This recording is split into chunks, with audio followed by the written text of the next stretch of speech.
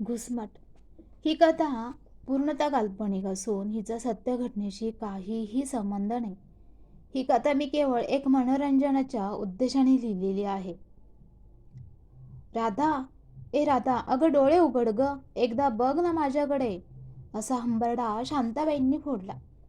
त्या राधाच्या जवळ जाऊन बसल्या. आपल्या लेकीला असं निपचित पडलेलं पाहून आपलं काळीजच बाहेर पडते की काय असं त्यांना वाटलं. खरं तर आपली मुलगी वाचावी यासाठी त्यांनी खूप खस्ता घालल्या होत्या. गेल्या महिनाभर राधा हॉस्पिटलमध्ये होती, पण ती काही वाचली नाही. खरं तर राधालाच जगण्याची इच्छा नव्हती. आजार आजार तर फक्त निमित्त होतं, खरं कारण काही वेगळंच. राधा अगदी सुंदर आणि सालस, अगदी चार चौघींमध्ये उठून दिसणारी, शांताबाई आणि दिनकररावांची मोठी मुलगी. राधा तसं लहानपणापासूनच फार हुशार, आईवडिलांची खूप लाडकी. वडील बँकेत कामाला तर आई हाऊसवाईफ. सर्वसामान्य कुटुंब असलं तरी नेहमी आनंदी आणि समाधानी राहणारं. राधा शेवटच्या वर्षाला होती. कधी एकदा कॉलेज संपते आणि आपल्याला नोकरी लागते असं तिला झालं होतं. नोकरी करून बाबांना हातभार लावायचा असं तिला वाटायचं. पण झालं काही वेगळंच. त्यांच्याच ओळखीच्या नात्यातून राधाला लग्नासाठी मागणी आली. मुलगा प्रायव्हेट कंपनीत मॅनेजर होता. घरी त्याचे आई आणि वडील, एवढं त्यांचं कुटुंब. पण राधाच्या कुटुंबापेक्षा पैशानं जरा मोठं. बघण्याचा कार्यक्रम ठरला.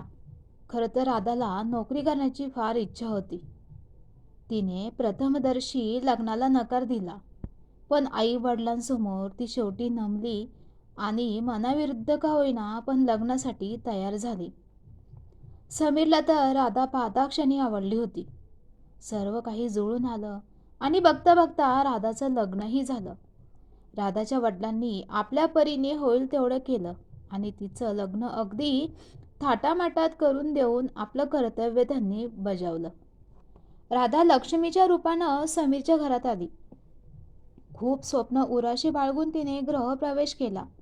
नवीन नवीन खूप छान चाललं होतं, पण म्हणतात ना, नव्याचे 9 दिवस, तसं काही झालं राधाच्या बाबतीत.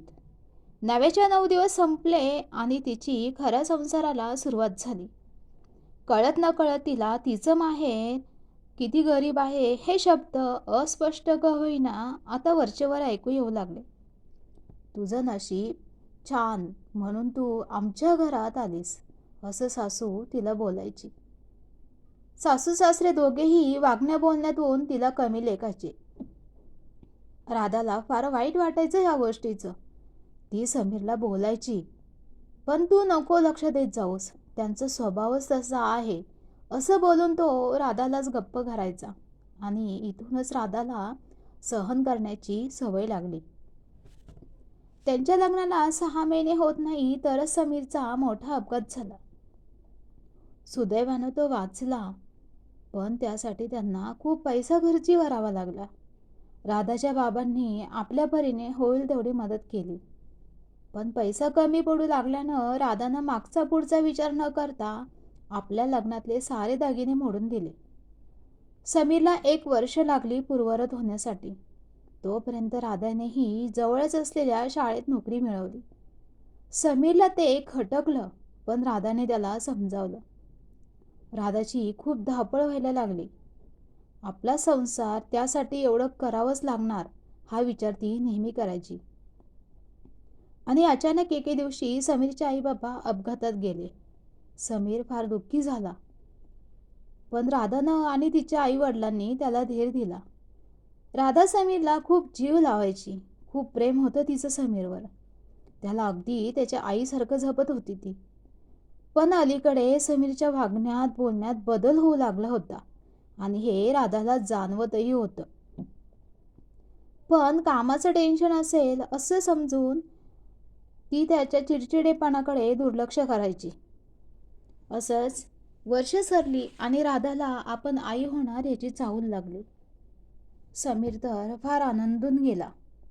राधाच्या आई वडिलांनाही आनंद झाला. समीरनं राधाचं शाळेत जाणं बंद केलं. आता स्वतःची काळजी घ्यायची ही एकच ताकीद त्याने तिला दिली. राधानेही ते मान्य केलं, कारण खूप दिवसांनी त्याच्या आयुष्यात आनंद आला होता. सगळं काही छान चालू होतं आणि राधाला 7वा-8वा महिना चालू असतानाच तिच्या बाबांचा हृदयविकारानं मृत्यू झाला. राधा खचली, पण समीरनं तिला बजावलं, तुझ्या वागण्यामुळे आपल्या बाळावर काहीही परिणाम होता कामा नये. तिला धीर द्यायचं, प्रेमाने घ्यायचं सोडून त्यानं तिला जणू नजर कैदेत केलं. आपल्या बाबांच्या जाण्याचं दुःखही समीरने तिला व्यक्त करू दिलं नाही. ती आतल्या आत घुसमटत होती. 9 महिने उलटले आणि राधानं एका गोंडस मुलाला जन्म दिला. त्याला पाहून समीरचा आनंद तर गगनात मावेनासा झाला. त्यानं राधाची साधी चौकशीही नीट केली नाही. राधाचा आता संपूर्ण दिवसच बाळाचं आणि समीरचं करण्यातच जायचा. आधीच नवीन आई झालेली ती पण होईल तसं आपल्या परीने करायची. स्वतःकडे लक्ष द्यायलाही तिला वेळ नसायचा. समीरला मात्र आता राधा पहिल्यासारखी एवढेनशी झाली होती. तो सारखाच तिला बोलायचा. ती मात्र फार थकून गेली होती आता. असेच दिवस पुढे जात होते. बघता बघता बाळ मोठं झालं आणि शाळेतही जाऊ लागलं. आता ती थोडी निवांत झाली होती. पुन्हा शाळेची नोकरी करावी असं तिच्या मनात आलं आणि तिने समीरला बोलून दाखवलं. पण त्यानं स्पष्ट नकार दिला. तुला कशाची कमी आहे का? घर सांभाळ, तेवढंच कर मनापासून. तसंही तुला काहीच जमत नाही म्हणा. असे शब्द तो राधाला बोलायचा. राधाला तर काहीच कळत नव्हतं समीरच्या वागण्यामागचं कारण. आपणच कुठे कमी पडतो की काय असं तिच्या मनाला वाटायचं. पण संसार आणि मुलासाठी ती गपगुमानं समीरचं बोलणं सहन करायची. तसाही दुसरा आधार नव्हता तिला. बहीण परदेशात होती. राधाची आई एकटीच राहायची तिचे बाबा गेल्यापासून. राधाला वाटायचं तिला आपल्याकडे आणावं, पण समीरला मात्र हे मान्य नव्हतं. त्याच्यावरून त्यांच्यात खटकेही उडायचे. मुलगा मोठा होत होता. राधा त्याला आपल्या परीने चांगले संस्कार देण्याचा प्रयत्न करत असे, पण समीरनं मात्र त्याला आपलंसं करून घेतलं होतं. त्यामुळे तोही समीरसारखाच झाला होता, उद्धट.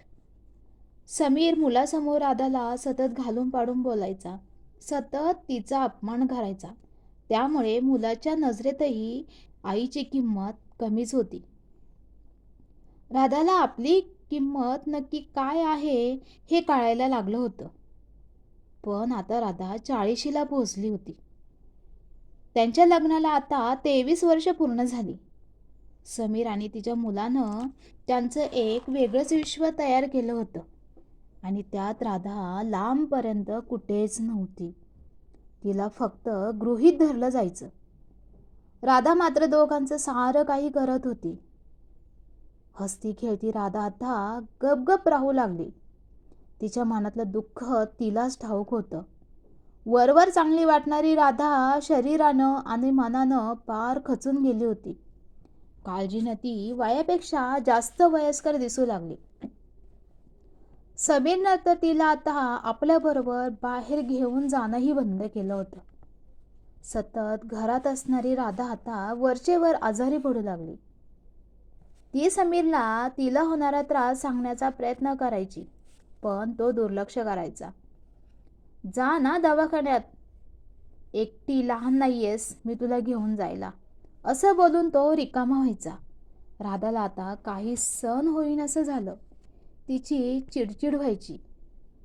ती आतल्या आत घुसमटत राहायची. समीर तर कामानिमित्त सतत बाहेरच असायचा आणि मुलगा त्याच्या मित्रांमध्ये. भल्या मोठ्या घरात आता राधाचा जीव गुदमरू लागला होता.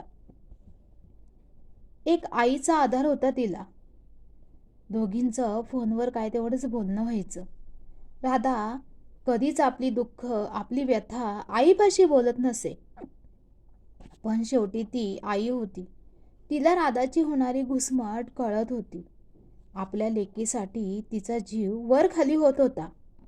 पण शेवटी तीही काहीच करू शकत नव्हती. खरं तर आता राधाला स्वतःच्या तब्येतीची काळजी वाटू लागली. तिला भूक लागेनाशी झाली आणि शेवटी ती स्वतःच आपल्या ओळखीच्या डॉक्टरांकडे गेली. साऱ्या तपासण्या झाल्या आणि 8 दिवसांनी तिच्या हातात रिपोर्ट आले. ते पाहून राधाच्या पायाखालची जमीन सरकली. डोळ्यांपुढे अंधारी आली आणि ती मुटकन खाली बसून जोरजोरात रडू लागली.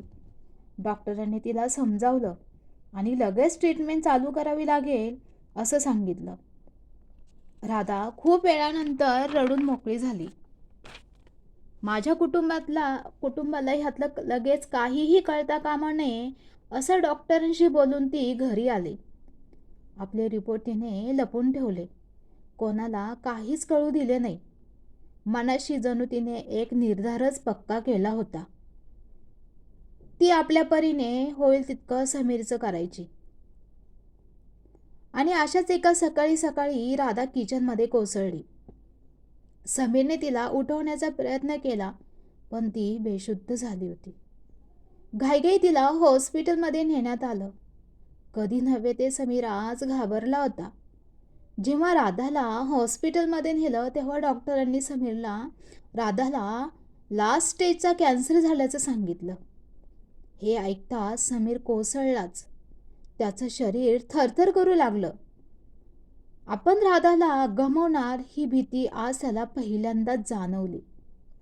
जवळजवळ महिनाभर राधा ICUमध्ये होती. पण त्या एका महिन्यात तिने डोळे उघडून समीरकडे किंवा आपल्या मुलाकडे पाहिले नाही. समीरला वाटायचं राधाने डोळे उघडून आपल्याकडे पाहावं, आपल्याशी बोलावं, पण त्याची इच्छा ही इच्छाच राहिली. राधाची आई रोज आपल्या मुलीपाशी येऊन बसायच्या. एवढी शिकलेली, खुल्या विचारांची, सर्व गोष्टींमध्ये हुशार असलेल्या आपल्या लेकीचे झालेले हाल त्यांना पाहवत नव्हते. तिच्यासाठी आपण काहीच करू शकलो नाही याची त्यांना खंत वाटत होती. आणि अखेर महिनाभरानंतर राधाचा संघर्ष संपला. ती कायमची मुक्त झाली. साऱ्यांना सोडून गेली. तिच्या आईनं जोरात हंबरडा फोडला. समीर मात्र फक्त तिला निहाळत होता. कितीतरी दिवसांनी असं निवांत त्यानं तिच्याकडे पाहिलं होतं. तो तुटला होता. आता राधाशिवाय आपण कसं जगू शकतो हा एकच प्रश्न आज त्याला भेडसावत होता. खूप काळजीत पडलेला समीर. त्याला आपली चूक उमगली होती, पण आता फार उशीर झाला होता त्याला. राधानं फार नेटानं समीरचा संसार केला होता. त्याच्या प्रत्येक संकटात, दुःखात ती त्याच्या कायम पाठीशी उभी राहिली.